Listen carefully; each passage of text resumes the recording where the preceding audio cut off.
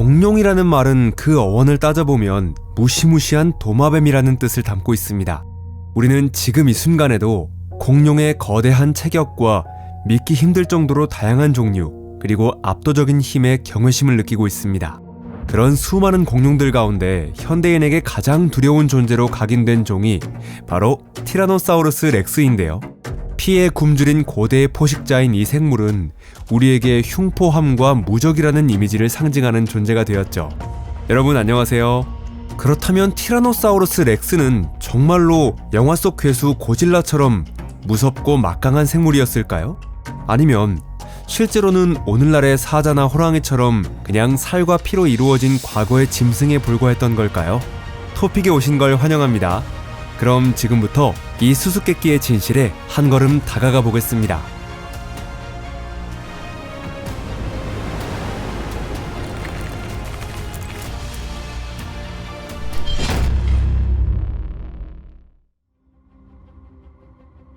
서식지와 살았던 시대.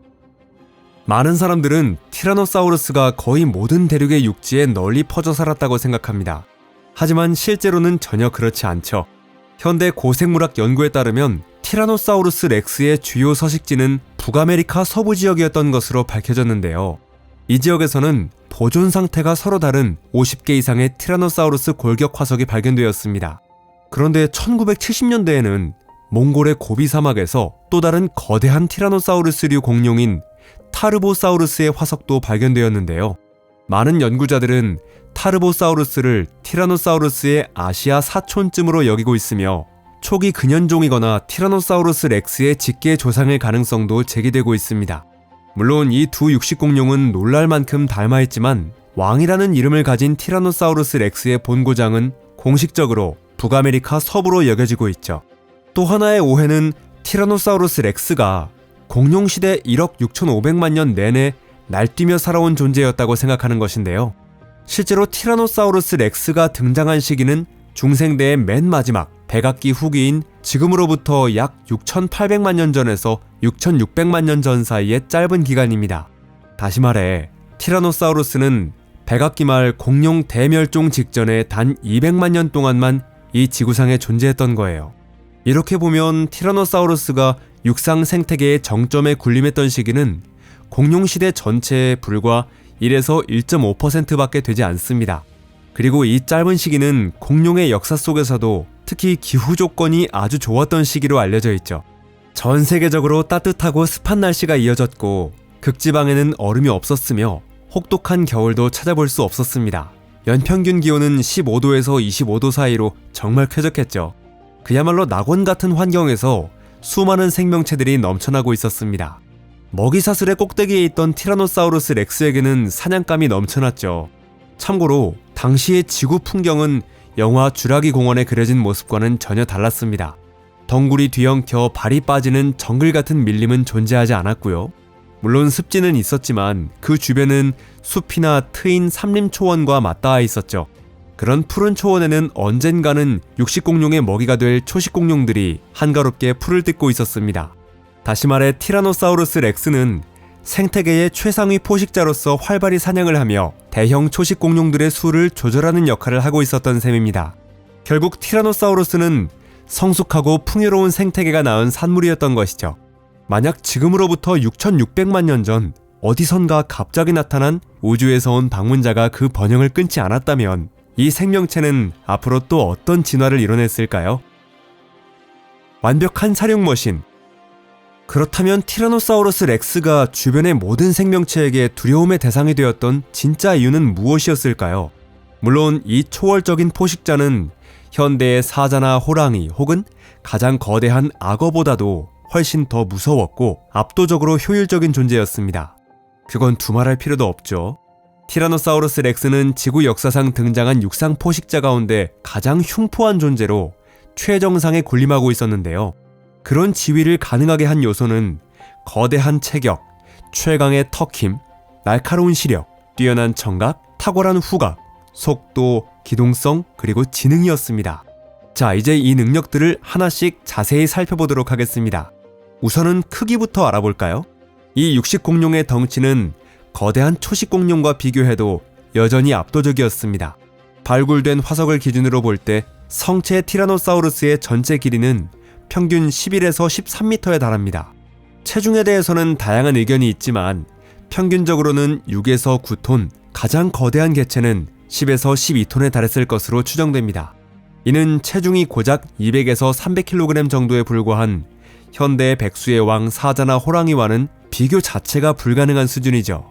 유명한 검치호, 스밀로돈조차 체중이 약 400kg 정도였으니 티라노사우루스보다 20에서 30배나 가벼운 셈입니다. 스밀로돈은 인류와 혈투를 벌였던 역사상 최강급 포식자로 여겨지고 있음에도 불구하고 말이죠. 원시인 무리가 힘을 합치면 스밀로돈은 쓰러뜨릴 수 있었을지도 모릅니다. 하지만 티라노사우루스와 맞서 싸워 살아남을 가능성은 거의 0에 가깝다고 봐야 하죠. 스밀로돈 입장에서도 티라노사우루스와 싸워 이길 가능성은 거의 10,000분의 1도 없었을 겁니다. 설령 티라노사우루스의 첫 일격을 운 좋게 피한다 해도 그 거대한 몸집의 급소를 제대로 노리기조차 어려웠을 테니까요. 그렇다면 이 공룡의 물어뜯는 힘은 어땠을까요? 턱힘, 즉 교합력에서도 티라노사우루스를 능가할 생명체는 존재하지 않았습니다. 당연한 이야기죠. 티라노사우루스에게 있어 턱은 그야말로 최고의 무기였습니다. 최근 연구를 통해 밝혀진 교합력 수치는 다소 차이가 있지만 큰 틀에서 벗어나지는 않습니다. 계산에 따르면 티라노사우루스의 물어뜯는 힘은 35,000에서 57,000N에 달하며 무게로 환산하면 무려 3,600에서 5,800kg에 해당합니다. 현존하는 동물 가운데 이 분야의 절대 강자라 불리는 바다악어조차 그 턱 힘은 티라노사우루스의 절반에서 3분의 1 정도밖에 되지 않습니다. 혹시라도 얕보는 분이 계실까봐 말씀드리자면 인간의 넓적다리뼈를 부러뜨리는 데 필요한 물어뜯는 힘은 고작 4,000N 정도인데요. 이는 사자의 4,500N, 호랑이의 5,000N이라는 수치로도 충분히 도달 가능한 수준이죠. 그런 점에서 티라노사우루스는 트리케라톱스나 하드로사우루스 같은 거대한 초식공룡의 살과 뼈를 단순히 부숴먹는 정도가 아니라 마치 마른 나뭇가지를 부러뜨리듯 불쌍한 먹잇감의 뼈를 문자 그대로 산산조각 내곤 했습니다. 실제로 티라노사우루스 화석과 함께 발견된 먹잇감의 뼈에서는 그의 강력한 턱 힘으로 인한 씹은 흔적이 선명하게 남아있죠. 다시 말해 그는 뼈째로 큼지막한 고깃덩어리를 씹지도 않고 통째로 삼키는 경우가 많았던 거예요. 그렇다고 해서 이 탐욕스러운 포식자가 음식을 씹는 데 필요한 무기를 갖추지 않은 건 아니었습니다. 왜냐하면 그의 이빨은 뿌리까지 포함해 최대 30cm나 되었기 때문이죠. 두꺼운 바나나처럼 생긴 이 이빨은 살을 찢고 뼈를 부수기에 완벽한 구조였습니다. 그리고 특히 주목해야 할 점은 티라노사우루스의 보행 방식입니다. 사실 영화 주라기 공원처럼 무겁고 쿵쾅대며 걷는 스타일은 아니었는데요. 다리뼈의 구조와 발자국 형태를 분석한 결과 수톤에 달하는 거대한 몸을 지닌 티라노사우루스가 놀라울 정도로 조용히 먹잇감에게 접근할 수 있었다는 사실이 밝혀졌습니다. 게다가 특수한 발 구조 덕분에 걸을 때 땅에 전해지는 진동도 상당히 줄어들었고요. 특히 티라노사우루스의 길고 발달한 뒷다리는 전체 근육량의 30% 이상을 차지하고 있었고 덕분에 꽤 오랜 시간 동안 높은 속도를 유지하며 사냥을 이어갈 수 있었습니다. 이 현상은 진동은폐라고 불리며 대형 동물에게서는 극히 드물게 나타나는 자연의 특수한 능력이죠. 참고로 대부분의 연구자들은 초식공룡에게는 이런 능력이 없었다고 보고 있습니다. 하지만 티라노사우루스의 능력 중에는 다소 과장되어 알려진 부분도 있죠. 예를 들어 어떤 문헌에는 시속 60km로 달렸다는 기록이 남아있기도 하죠. 하지만 실제로 티라노사우루스가 달렸다는 증거가 되는 발자국은 지금까지 단 한 번도 발견되지 않았습니다. 여러 발자국을 조사한 결과 일부 고생물학자들은 티라노사우루스는 아예 달리지 않았고 걸어다녔을 뿐이다 라고 결론 내리기도 했습니다. 그러나 이후 연구들은 이런 주장을 반박했습니다. 현재는 티라노사우루스가 시속 25에서 30km 정도의 속도를 낼 수 있었던 것으로 여겨지고 있습니다. 이는 당시 존재하던 거의 모든 잠재적인 먹잇감을 잡기엔 충분하고도 남는 속도죠. 특히 티라노사우루스의 길고 발달한 뒷다리는 전체 근육량의 30% 이상을 차지하고 있었고 덕분에 꽤 오랜 시간 동안 높은 속도를 유지하며 사냥을 이어갈 수 있었습니다. 즉, 이 백악기의 거대 짐승은 단거리 달리기 선수라기보다는 장거리를 달리는 지구력형 포식자였던 셈이죠. 멀리까지 이동하며 끈질기게 사냥감을 쫓았고 지칠 때까지 따라붙어 결국 쓰러뜨렸습니다. 짧은 거리의 기습에만 의존하는 현대의 사자나 호랑이와는 달리 티라노사우루스는 매복 후 돌진과 지속적인 추격을 결합한 사냥법을 구사했던 것입니다. 그렇다면 감각기관은 어땠을까요? 시각, 청각, 후각 같은 감각 능력 말입니다. 이 부분에서도 널리 퍼진 오해를 바로잡을 필요가 있습니다. 특히 오해가 많은 부분은 시력인데요. 영화 쥐라기 공원에서 티라노사우루스가 눈앞에 있는 사람을 움직이기 전까지는 못 알아보는 장면 기억하세요? 사실 그 장면은 완전한 허구입니다. 만약 호모사피엔스가 티라노사우루스와 마주쳤다면 그 존재를 인식할 틈도 없이 그대로 삼켜졌을 거예요. 왜냐하면 티라노사우루스의 시력은 인간보다 훨씬 뛰어났기 때문입니다. 인간처럼 티라노사우루스도 두 눈으로 입체를 볼 수 있었고 거리도 정확히 판단하며 목표를 정밀하게 노릴 수 있었습니다. 이런 시각 능력을 입체 시각이라고도 하는데 이는 가까운 물체와 먼 물체를 명확히 구별할 수 있는 기능입니다. 시력의 정확도는 얼마나 미세한 물체를 얼마나 먼 거리에서 식별할 수 있는지로 평가됩니다. 시력이 정상인 사람이라면 약 100m 떨어진 곳에서도 3cm 크기의 물체를 구별할 수 있죠. 고생물학적 복원에 따르면 티라노사우루스의 시력은 그보다 훨씬 뛰어났고 1에서 2km 떨어진 곳에서도 움직이는 대형 먹잇감을 정확히 포착할 수 있었으며 움직임이나 선명한 윤곽이 있다면 그보다 훨씬 더 먼 거리에서도 인식할 수 있었다고 합니다. 물론 최대 5km 거리에서 작은 먹잇감까지 구별해내는 매나 독수리 같은 시력의 제왕에 비할 수는 없지만 인간보다는 훨씬 뛰어났습니다. 다시 말해 그의 시각은 사냥에 최적화된 능력이었고 먹잇감을 발견하고 움직임을 쫓으며 거리를 정확히 재는데 완벽하게 활용되었던 것입니다. 시력면에서는 인간도 간신히 비교 대상에 들 수 있을지 모르지만 후각에서는 인간이 티라노사우루스를 전혀 따라갈 수 없었습니다. 티라노사우루스의 뇌에서 후각에 할당된 영역은 매우 컸는데요. 이 본능적인 사냥꾼은 몇 킬로미터 떨어진 곳에 있는 먹잇감의 냄새까지 감지할 수 있었습니다. 그러니 아무리 깊은 숲속에 숨는다 해도 그로부터 도망치긴 어려웠던 것이죠. 고생물학자들의 추정에 따르면 티라노사우루스의 후각은 썩은 고기를 찾아다니는 늑대나 하이에나, 자칼과 비슷하거나 오히려 그 이상이었다고 합니다. 티라노사우루스의 청각도 인간을 포함한 많은 동물과는 매우 달랐습니다. 최근 연구에 따르면 티라노사우루스의 두개골을 3D 스캔한 결과 그들은 주로 낮은 주파수의 소리를 감지할 수 있었던 것으로 밝혀졌죠. 이런 소리는 중국 악어가 내는 으르렁거림보다도 더 낮은 음역대라고 상상하시면 이해가 쉬울 거예요. 그 소리는 깊고 위협적인 저주파음으로 귀로 듣는다기보다는 온몸으로 진동을 느끼는 소리였을 겁니다.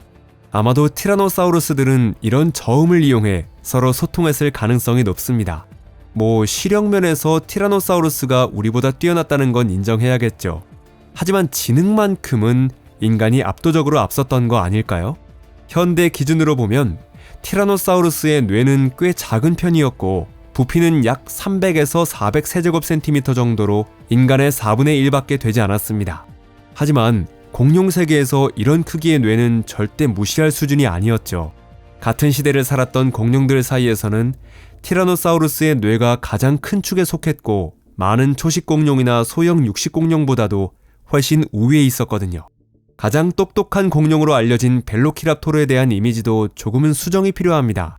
벨로키랍토르가 영리하다고 평가받는 이유는 뇌 자체가 컸던 게 아니라 체구에 비해 상대적으로 뇌가 컸기 때문이죠.